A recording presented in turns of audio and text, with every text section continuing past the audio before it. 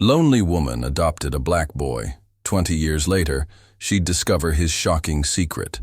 Margaret Hayes had always been a quiet woman. Her neighbors knew her as the one who fed stray cats, who brought almond tarts to bake sales, who always kept her garden tidy, even after her husband passed. She lived in a 2-bedroom cottage near the edge of town, surrounded by books and memories. The silence never used to bother her until the day it did. It started one October morning. She'd spent most of her breakfast staring at these across from her as if waiting for someone to arrive, but no one ever did. So she got up, put her plate in the sink, and walked out the door with no plan.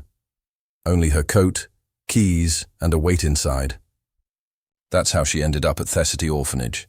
She hadn't been there in years, not since she volunteered one Christmas. But when she walked through the gates, something pulled her forward like a tide. Perhaps fade. Inside the rooms buzzed with noise, children laughing, babies crying, volunteers bustling.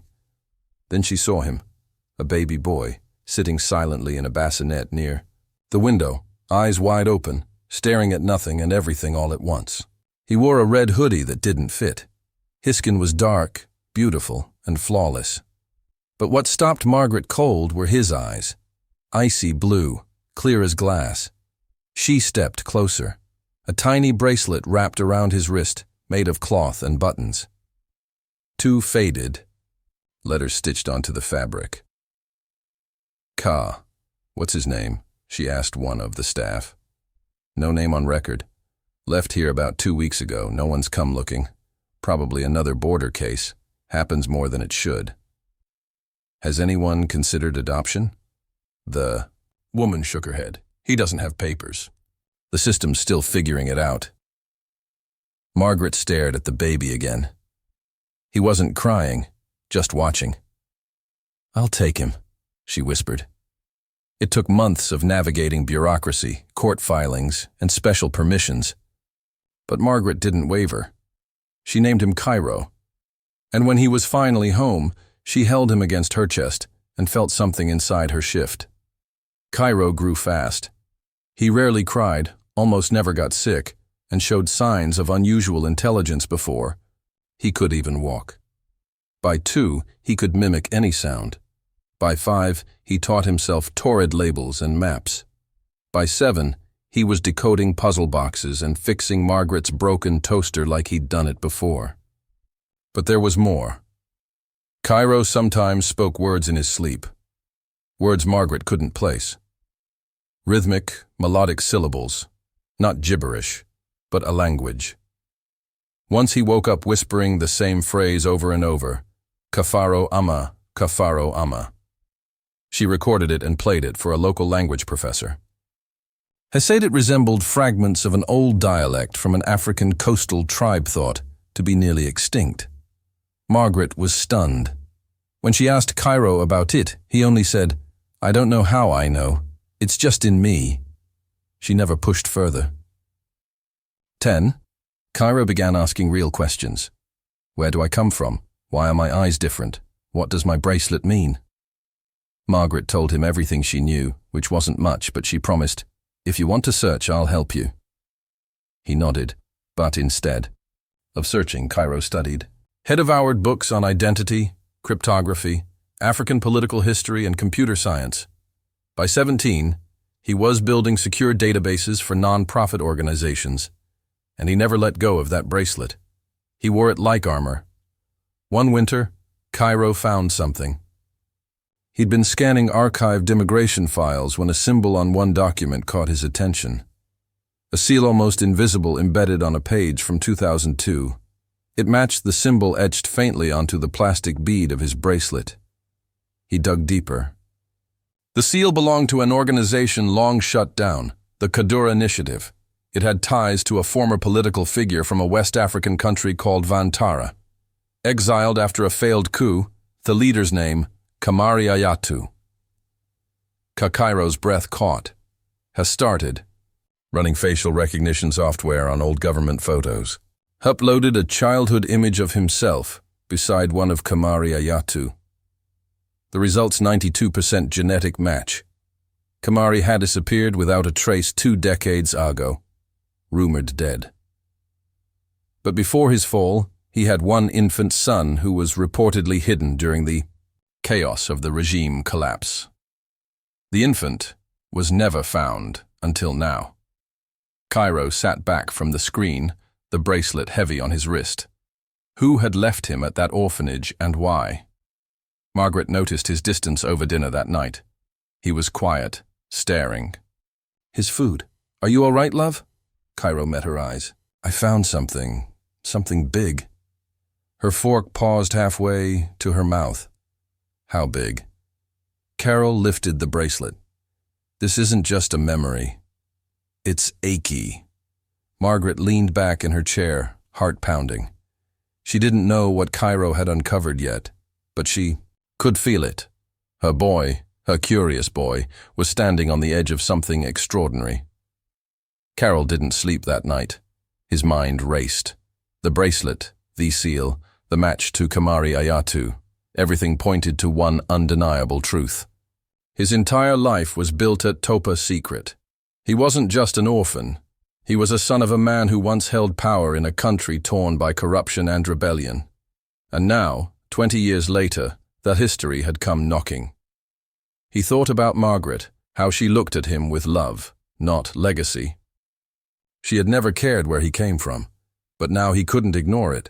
He had to know everything. The next morning, he booked a private consultation with an international records investigator. With Margaret's blessing, they flew to a secure archive in Geneva, where the Cadora Initiative's remnants had been sealed after its collapse. The bracelet turned out to be more than a memento. Inside the central bead, hidden beneath the soft plastic, was a microchip encrypted. Cairo stared at the scanner screen. "Can you crack it?" he asked. The tech expert smirked. "Most of the world couldn't. But you wrote half the tools we're using. It took 2 hours. When the encryption broke, a file opened. Inside dozens of scanned birth certificates, personal logs, handwritten escape routes, coded letters, and on video. It was old, grainy. Timestamp 2003. A man appeared on screen. Dark suit, sharp eyes, fierce voice. Kamari Ayatu. He held a baby. If this message is ever found, it means the initiative failed.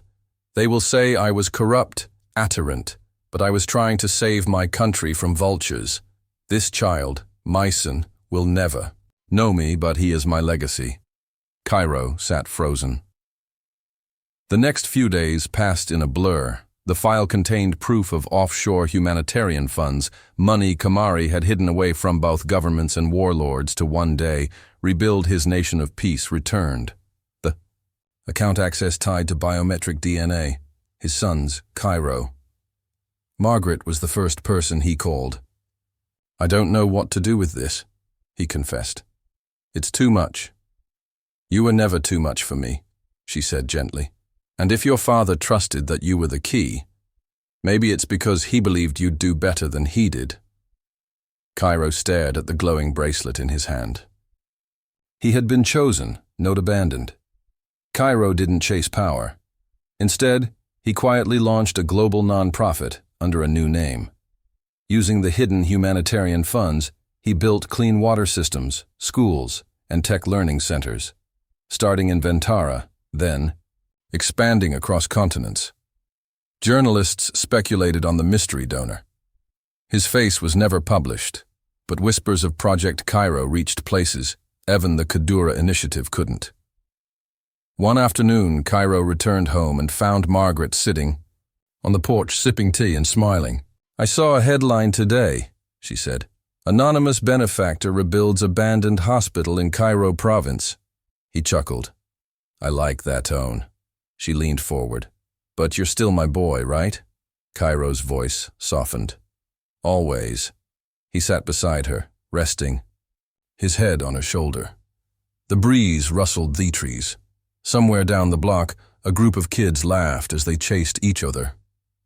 And in that moment, the boy with the blue eyes, the one who used to whisper in his sleep and fix broken toasters, knew exactly who he was. Not just the son of a fallen leader, not just a name stitched into an old bracelet. He was a man raised by love, shaped by truth, and trusted with a legacy meant to heal. And finally, after 20 years, he wasn't searching anymore. He was home. Later that year, Cairo was invited to speak anonymously at a UN-sponsored youth summit. They wanted to know how a single foundation had quietly impacted over 400,000 lives in less than 2 years. Cairo wore a plain gray suit and stood behind a frosted panel unseen but heard. I was raised by someone who taught me that love doesn't need to ask where you come from to decide your worth. I am here because someone saw me not as a mistake, but as a... Beginning applause echoed. Backstage, a UN official approached him. If you ever want to meet with Vantara's new government, they'd welcome you. You have influence. You could run for office even. Cairo shook his head with a gentle smile. That's not why I came back. I'm not a kingmaker. I'm a gardener. I'm here to plant something better. That night, he flew home to Margaret, who was knitting a sweater for the neighbor's baby. She looked up. You were amazing, she said, having watched the speech online. You watched? He asked, surprised. She nodded. Always. They sat together by the fireplace, sipping hot cocoa. As the world outside turned quietly, they needed nothing more. But in Cairo's heart, the fire that had once burned for answers now glowed for others searching, and he vowed he would help them find the same thing he did. Not just roots, but peace. Somewhere across the sea, a tree planted in his name now blossoms every spring. He smiled. Thanks. If you enjoyed this story, don't forget to give it a thumbs up. And hit that subscribe button for more emotional, dramatic, and unexpected tales. And let us know in the comments where in the world are you watching from. We love hearing from all of you. Until next time, stay kind, stay curious, and keep watching.